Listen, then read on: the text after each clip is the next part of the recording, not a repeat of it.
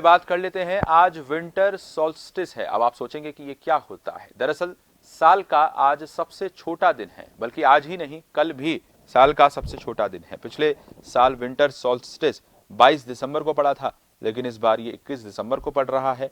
इससे पहले 2017 में भी विंटर सोल्स्टिस 21 दिसंबर को ही पड़ा था। विंटर सोल्स्टिस का कारण है धरती का झुका हुआ होना। दरअसल धरती ही नहीं बल्कि सोलर सिस्टम का हर ग्रह अलग अलग एंगल पर झुका हुआ है। हमारी धरती भी अपने एक्सिस पर 23.5 डिग्री तक झुकी हुई है। धरती के अपने एक्सिस पर झुके होने और अपनी धुरी पर चक्कर लगाने जैसे फैक्टर्स के कारण किसी एक जगह पड़ने वाली सूर्य की किरणों का समय साल के अलग अलग दिन अलग अलग होता है।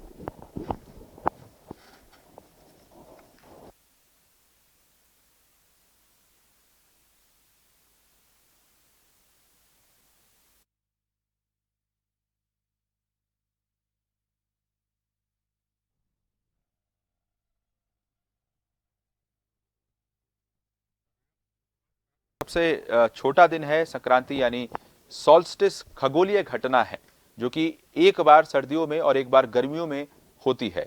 हर साल सूर्य को जब उत्तर या दक्षिण ध्रुव से देखा जाता है तो ये साल का सबसे बड़ा दिन होता है। इस दिन सूर्य की किरणें ज्यादा समय के लिए रहती हैं। आमतौर पर 22 दिसंबर को साल का सबसे छोटा दिन होता है, क्योंकि इस दिन सूर्य की किरण पृथ्वी पर सबसे कम समय के लिए रहती है।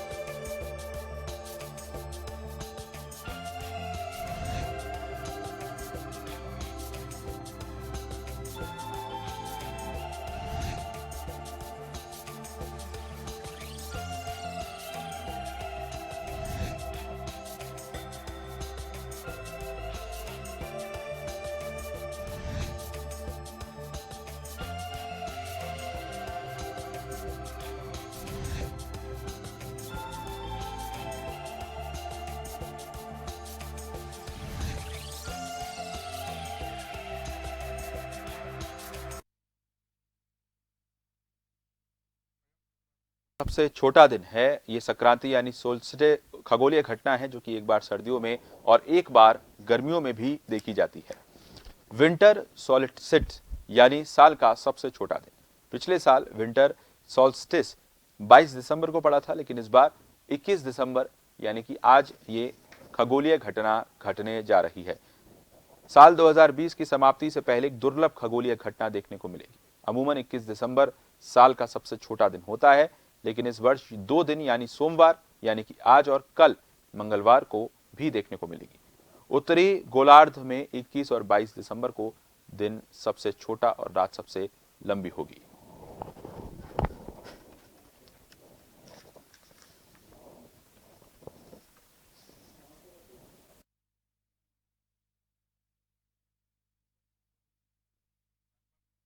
कि 800 साल बाद आज के दिन तारे के रूप में बृहस्पति और शनि जो ग्रह हैं वो नजर आएंगे। 2020 के सबसे छोटे दिन जो है आज और कल नजर आएंगे। 10 घंटे 41 मिनट ही सूर्य रोशनी देगा।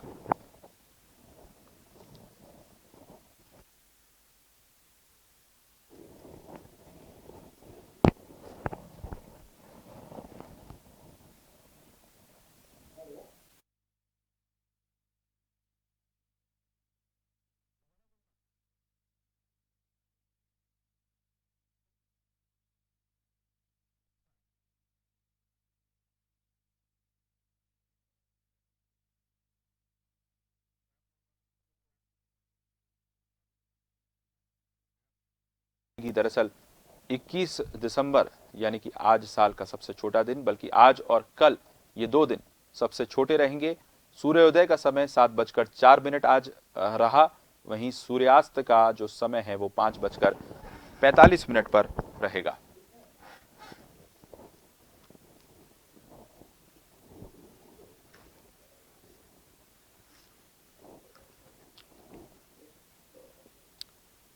मकर रेखा पर सूर्य के लंबवत होने के कारण स्थिति बनेगी।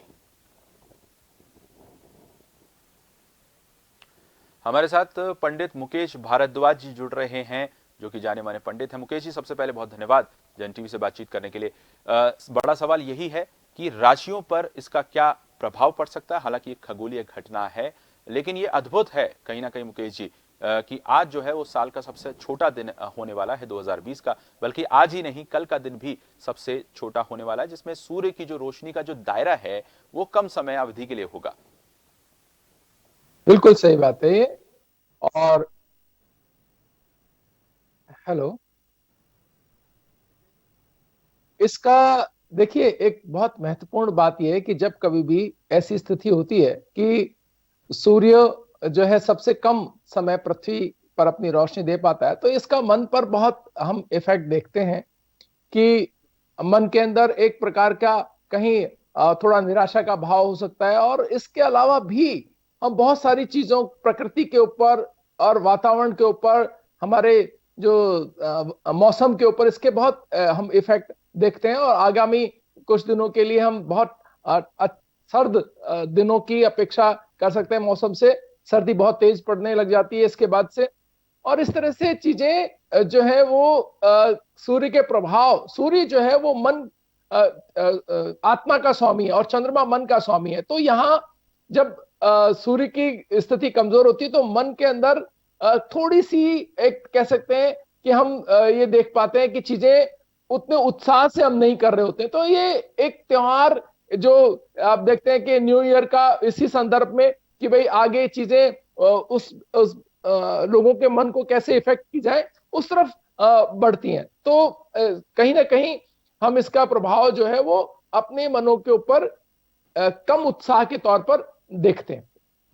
और इसीलिए सूर्य के सानिध्य में रहने और सूर्य की आराधना करने के लिए हम प्रेरित करते हैं लोगों को। और लंबवत भी होगा मकर रेखा पर सूर्य। पंडित जी, ये बात जो निकल कर आ रही है कि सूर्य जो है वो मकर रेखा पर लंबवत होगा, इसका क्या मतलब है? क्या किस दृष्टिकोण से ये बात कही जाती है?